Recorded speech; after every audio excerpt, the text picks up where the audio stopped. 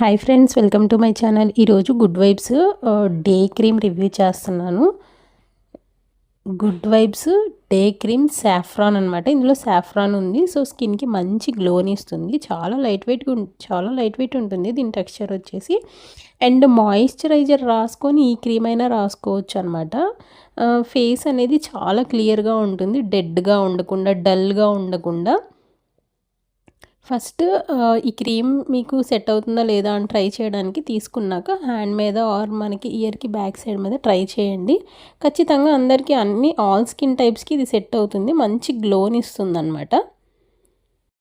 Best budget friendly day cream good vibes saffron అనేది.